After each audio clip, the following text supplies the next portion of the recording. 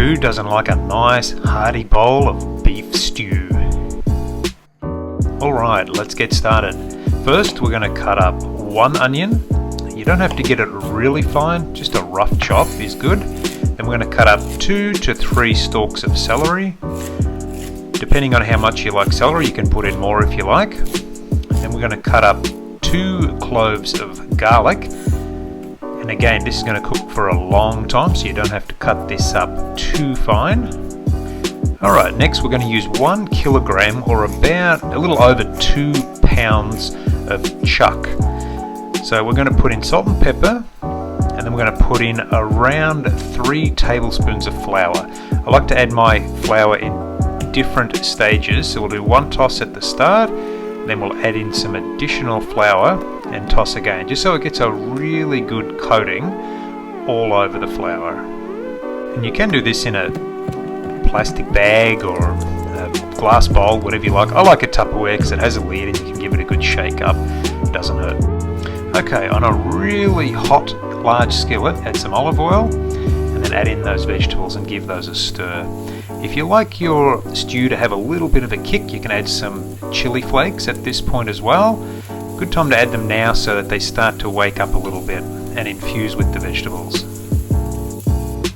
Okay, add the softened vegetables into the slow cooker and then add some extra oil to that hot pan and then add in the chuck.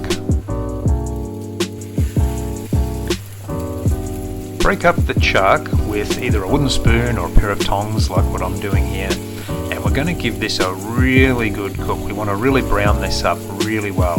This will intensify the flavour as the stew cooks in the slow cooker.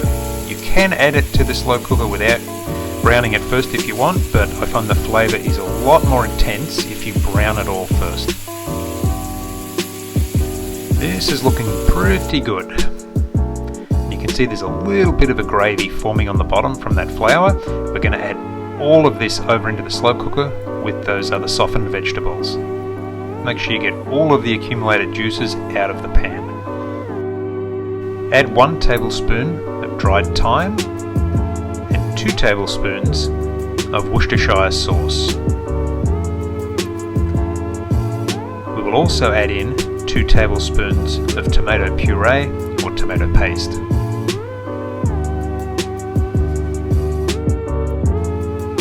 Okay, and lastly, we're going to add in 2.5 cups of either beef stock or chicken stock. I prefer the chicken stock in this, but beef stock works just as well.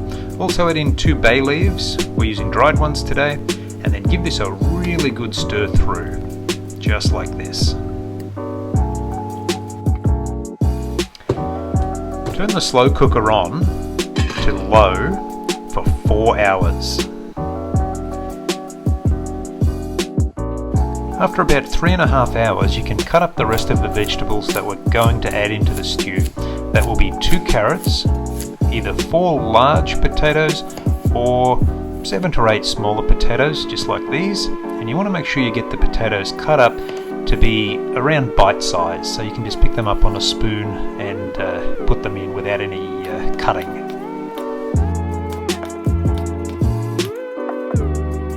And we're going to add in either 1 green or red bell pepper, depending on what you have on hand. Both work really well, so you can use whatever you like.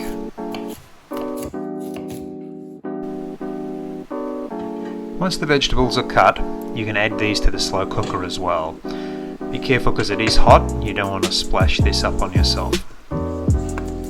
So we're going to add these in, and then we're going to put the lid back on and cook for an additional 4 hours. So a total of 8 hours for the chuck that is in the slow cooker. Give it a good stir through and then pop the lid back on and put it on for 4 hours, as I said.